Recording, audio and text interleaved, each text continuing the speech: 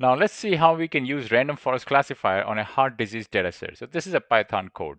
So first thing I'm doing, I'm importing my necessary libraries. I'm importing NumPy, Pandas. I'm also importing Seaborn, Matplotlib. This will allow me to perform visualization. I'm also importing random forest classifier. I'm importing training, testing, split. This is responsible for splitting your data into testing and training, and also importing confusion matrix. This is generally used in classification tasks just to see how many of your data has been misclassified or and properly classified, and also accuracy score that tells me how good or how well your model is. The first step is data collection. So I read my CSV file. Run this command, and that's going to read my CSV file. And next time I print my DF. So when I run this command, it gives me this output right here. And so it tells me the age, sex, CP. These all these medical terms are right here.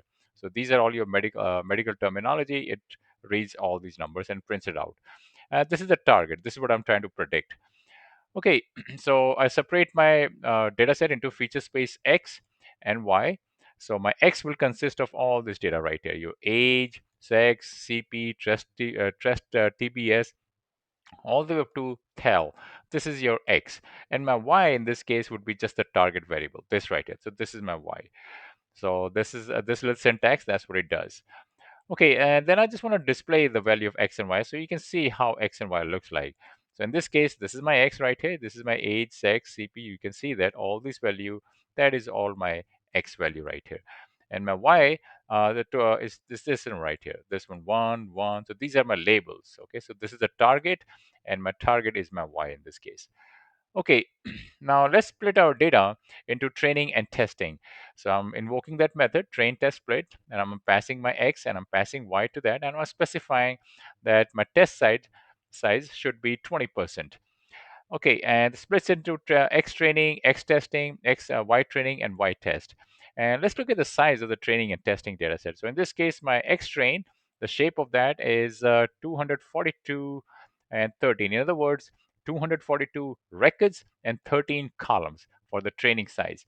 For the testing, it's going to be 61 records or 61 rows with 13 columns. Okay, now let's select and train our model. In this case, I already had a random forest classifier. So I'm selecting that and I'm specifying my number of estimators. In this case, I'm saying it's 100 estimators.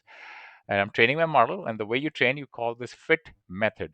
In this case, you pass your training X train and you pass your Y training. Okay, so it trains your model. And now if you want, you can even look at the parameters after the model is trained. So after this is trained, you will see an output something like this. And you can actually even see some of the parameters after associated with this model. So it tells you like bootstrap 2, CCP alpha, class weight, all these parameters that's associated with this model. You can see that if you want to. Okay, so let's evaluate our model. So in this case, I evaluate my model. So this is my model, and I'm giving it the test data set. And then I'm checking the accuracy, and I'm feeding the predict, and I'm also feeding it the test data set. Sorry, the test, which is the actual value, which is from your test. And this way it compares, it prints out the accuracy. And the accuracy comes out to be 85%. So that's pretty good. So let's look at the confusion matrix with raw numbers. So confusion matrix allows you to see how many of them are misclassified and how many of them were properly classified. So in this case, I'm feeding my Y test. I'm also giving it Y predicted. So it tells me the classification, how many were properly classified and improperly classified. All the diagonal ones, these are properly classified.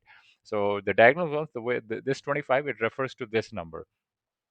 This actually refers to this part. It says that the predicted were class 0 and the actual were class 0. So these are 25. 27 refers to the number of targets where the class 1 were 27 and the predicted class 1 were 27, the actual class 1 were 27. On this case, this 5, these are misclassified. So in this case, 5 refers to the fact that 5 of them were predicted as class 0, but actually they were class 1. That's what it means. This one right here, it means that they predicted were class 1. 4 of them were predicted class 1, but their actual was class 0. So these are the wrong ones. Okay, these were misclassified. These are the properly classified. Okay, Now, let's say you want to see the percentage. You can do that too. So over here, I'm just converting my whole, this is my confusion matrix, and I'm just dividing by the sum of the whole number, and then I'm just plotting the confusion matrix over here. So this tells me the percentage. It just maybe you want to see the percentage. So you can see that almost 41% were class 0 were classified correctly. Approximately 44% were classified properly for your class 1. And if you add 40.98 plus 44.26, the answer will come out to be 80 something, like what is this, 85% right here. Okay, so these ones, 6.56 and 8.20 per 8.20, these refers to the percentage that were misclassified. So in this case, random forest classified, it helped in achieving an accuracy of 85%, which is very good considering the size and the quality of the data. Now you can also perform hyperparameter tuning to find the best parameter. So I did the hyperparameter tuning. It took me approximately 4 minutes. So in this case, I'm calling this grid search CV. CV stands for cross validation, and I'm passing my random forest classifier to that, and I'm specifying my parameter. I'm saying the number of estimators use 100, 200, 300, depth. Asking it to use these numbers. Same thing with my minimum sample spread, minimum samples leave, and maximum features.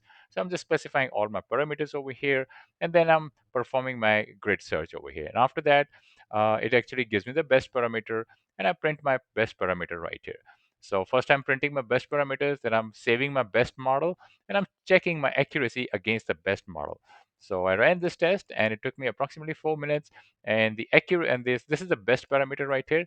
The maximum depth was 5. The maximum features were it used was SQRT, which is short for square root, and these are all other parameters. In this case, the test accuracy was 88%.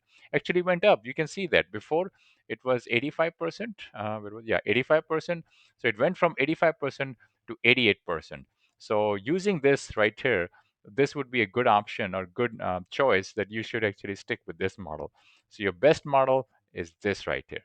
So going forward, you can work with this model. Thank you.